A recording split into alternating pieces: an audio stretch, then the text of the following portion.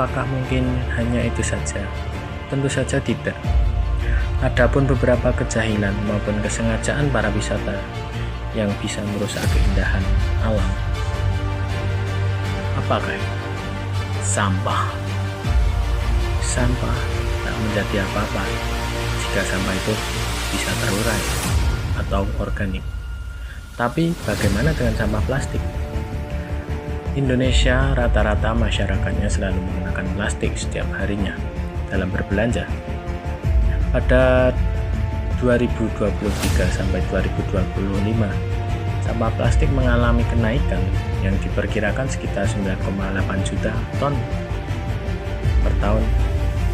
Coba bagaimana jika sampah-sampah itu mengganggu aktivitas alam? Pasti banyak hewan mati dan terancam punah akibat habitatnya tak bisa dihuni karena adanya sampah plastik.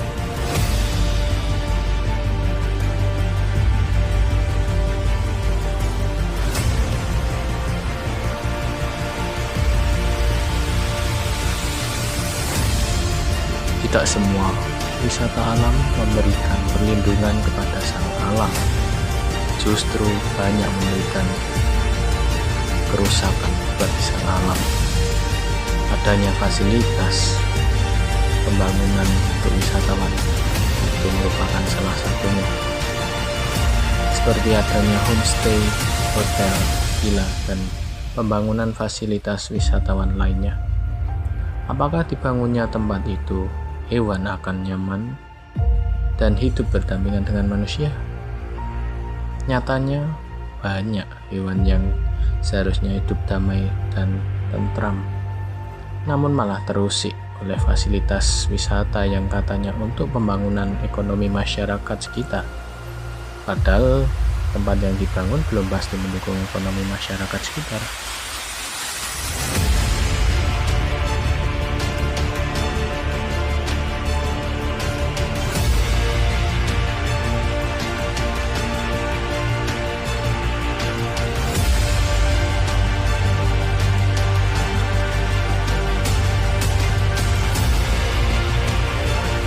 Wisata alam selalu menarik perhatian karena menyuguhkan keindahan dan ketenangan yang sulit ditemukan di kota. Banyak daerah mendapat manfaat ekonomi dari kegiatan ini. Namun kita tak boleh lupa bahwa wisata alam yang tidak terkendali bisa berubah menjadi ancaman bagi lingkungan. Taman Nasional Bromo Tengger Semeru memerlukan biaya pemulihan ekosistem mencapai 3,5 miliar rupiah.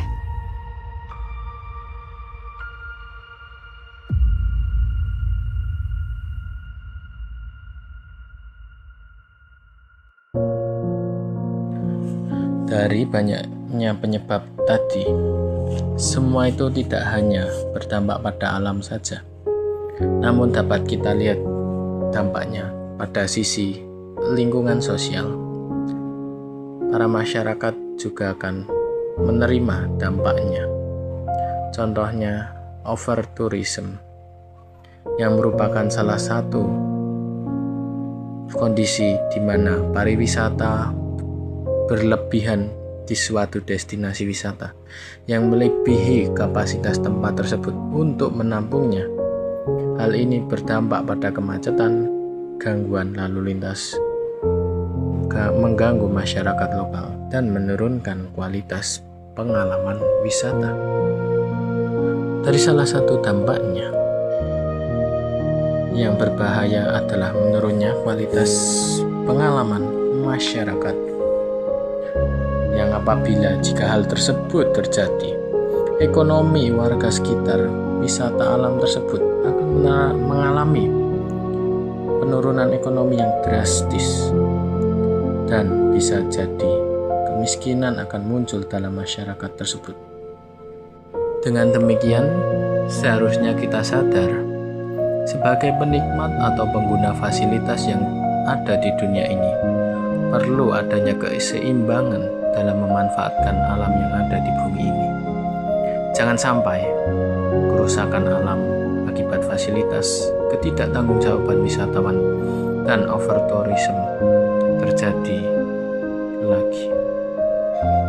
Perlu kita sadari juga bahwa untuk melindungi alam ini, mulailah dari hal yang kecil seperti membuang sampah pada tempatnya, dan tak perlu dari yang besar untuk memulainya, seperti berdemo kepada pemerintah. Buat apa kita berdemo jika diri kita saja masih melakukan pencemaran lingkungan dengan tidak membuang sampah pada tempatnya? Kemudian, kerusakan dari wisata alam tak hanya sekedar pembangunan fasilitas wisatawan saja. Terkadang dari wisatawan itu sendiri muncul salah satu penyebab, yaitu ketidaktanggung-jawaban para wisatawan. Hal ini pernah terjadi pada 6 September 2023 di wisata alam Gunung Bromo. Sebuah kebakaran besar terjadi, menghanguskan wilayah seluas 1.240,79 hektar daerah yang indah. Itu pun karena hal yang sepele atas kelalaian wisatawan saja. Coba bayangkan jika banyak orang melakukan hal yang sama, namun dilakukan secara sengaja.